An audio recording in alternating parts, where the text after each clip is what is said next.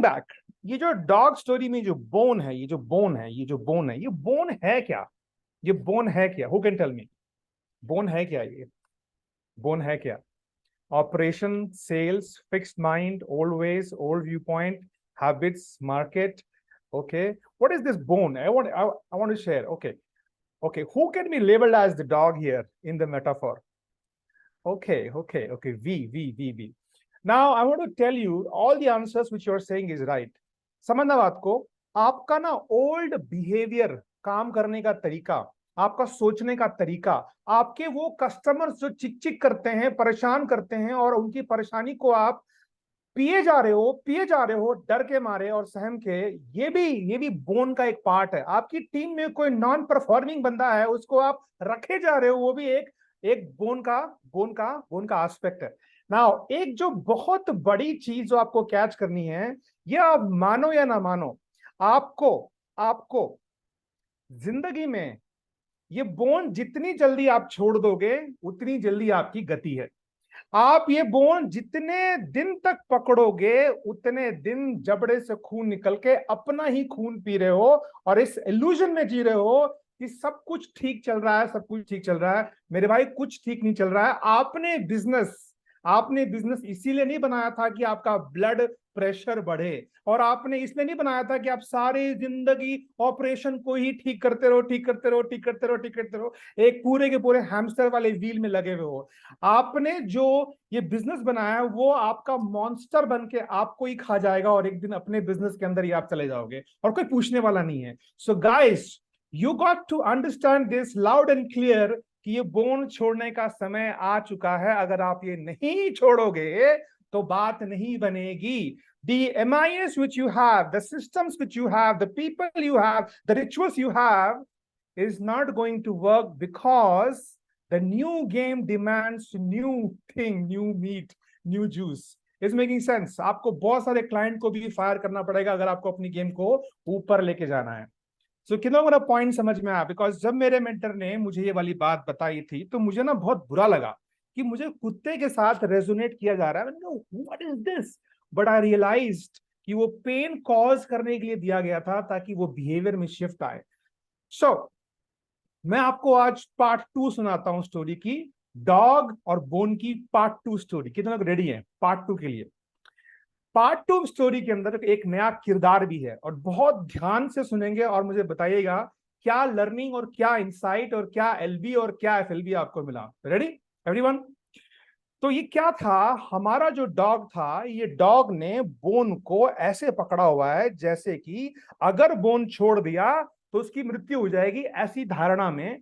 और बोन को अब कोई फ्लैश नहीं है, वो चूसे जा रहा है, तो न्यूट्रिशन भी नहीं मिल रहा है उसको, और वो जो डॉग है वो पूरा का पूरा कमजोर हो गया है। अच्छा, पब्लिक में वो पता नहीं ना कमजोर हो गया है, पब्लिक में तो बहुत स्माइल है, पूरा का पूरा सब कुछ ठीक चल रहा है, बट अंदर से वो घायल हो चुका है और वो कमजोर हो चुका है। उसी के डॉग के बगल में एक दूसरा घर था, जहां पे एक घोड़ा रहता था, और घोड़ा भी उसी तरह की फितरत वाला था, जो कि लकड़ी को चूसता था और कंकड़ पत्थर को घास समझ के खाने की कोशिश करता था। अब कहते हैं ना कि लाइक अट्रैक्ट्स लाइक। अब जो डॉग है वो कमजोर खिलाड़ी है, तो डॉग का दोस्त भी कमजोर खिलाड़ी होगा, ऐसा हो ही नहीं सकता कि उसका सॉलिड खिलाड़ी होगा।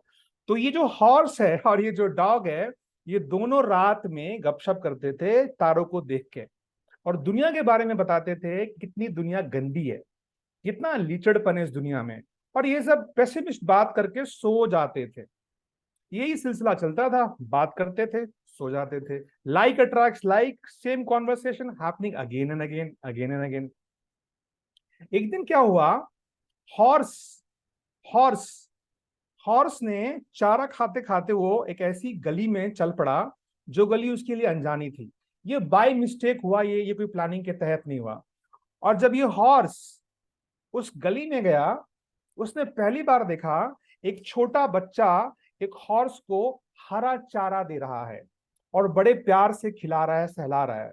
ध्यान से समझिएगा, यहाँ पे हरा चारा हाई टिकट मार्जिन वाला कस्टमर है, या उसको आप प्रॉफिट बोल सकते हैं, और ये जो बच्चा है इसको बोल सकते हैं customer who is giving you high profit. ये वाला मेटाफर क्लियर है आप लोगों को एवरीवन? तो ये जब घोड़ा गया तो उसको लगा कि ये क्या हो रहा है, घोड़े के साथ ऐसा व्यवहार भी हो सकता है। तो घोड़ा कौन हो गए, घोड़ा हम हो गए। घोड़ा गया वहां पे, उसने बोला कि अगर ये बच्चा उस घोड़े को कुछ खिला रहा है, अच्छा खिला रहा है, तो मैं एक बार ट्राई करता हूँ कि मुझे भी कुछ खिला सकता हूँ। तो बड़े ही रिलक्टेंस के साथ, बड़े ही डाउट के साथ वो चलते चलते उसके पास गया, और बच्चे ने उसको बहुत दिल से स्वागत किया और उसको चारा खिलाया। पहली बार घोड़े ने हरा चारा खाया, भर पेट खाया, और ऐसे खाया जैसे कि जिंदगी में उसको बड़े दिन बाद खाने को मिला, क्योंकि पुराना मालिक, मालिक मतलब पुराना कस्टमर, पुराना मालिक कुछ नहीं दे रहा था खाने के लिए, कुछ नहीं मतलब प्रॉफिट मार्जिन नहीं आ रहा था। तो घोड़ा वापस गया अपने घर पे और रात में लौटा, तो उसने डॉग को कुछ नहीं बताया। क्यों नहीं बताया? उसको यकीन ही नहीं हो रहा था कि ये सच भी हो सकता है। तो रात भर वो तारों को देखता रहा और अपनी को चूटी काटता रहा, सोचता रहा कि क्या ऐसा पॉसिबल है, क्या कोई दुनिया एग्जिस्ट करती है जहां पे हरा चारा घोड़े को मिल सकता है। वो नेक्स्ट डे फिर गया और उसी गली में, और आज उसने देखा बच्चे के साथ उसके उसके पेरेंट्स भी थे जो घोड़े को प्यार से खाना खिला रहे थे। और आज जब देखा तो बच्चे ने उसको बुलाया, घोड़े को, कम। और वो घोड़ा का यकीन नहीं हो रहा था कि कस्टमर यानी कि इस तरह के लोग बुला भी सकते हैं। और आज उसके पेरेंट्स थे, और पेरेंट्स का मतलब हुआ बोर्ड ऑफ डायरेक्टर्स या फैमिली मेंबर्स, जितने भी आप बोलना चाहते हैं, उसी कंपनी के। और ये घोड़े को नहलाया, उसके घाव को, दुख को दर्द किया, और ये बताया मेरे भाई, एक ऐसी दुनिया एग्जिस्ट करती है, एक ऐसी मार्केट एग्जिस्ट करती है जहां आपके मतलब का चारा, आपके मतलब का प्रॉफिट, आपके मतलब का कस्टमर, आपके मतलब की ग्रोथ सब पॉसिबल है।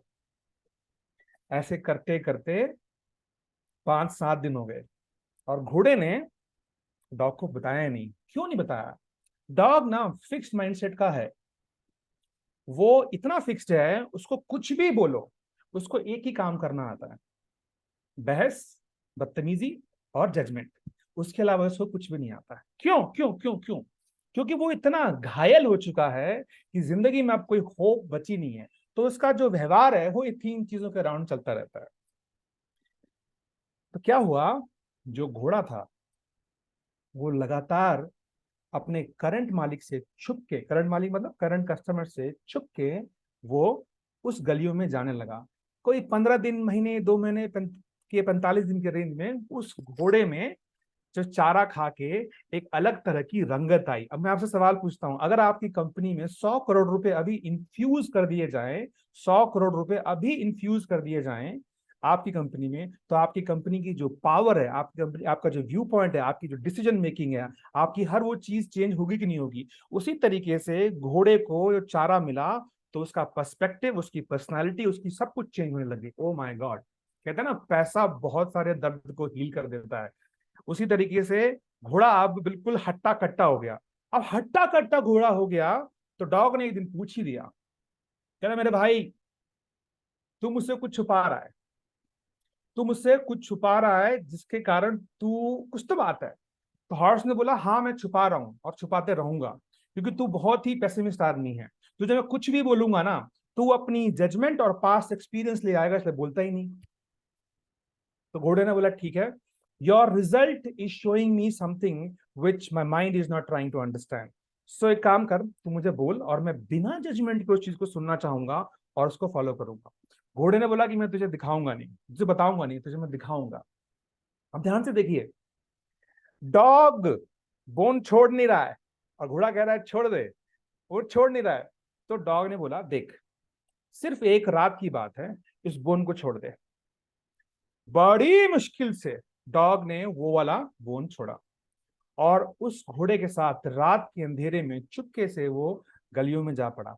और पहली बार देखा कि उन गलियों में वहां पे और भी डॉग हैं जिनको सही ट्रीटमेंट मिल रही है और सही फ्रेश मीट मिल रहा है।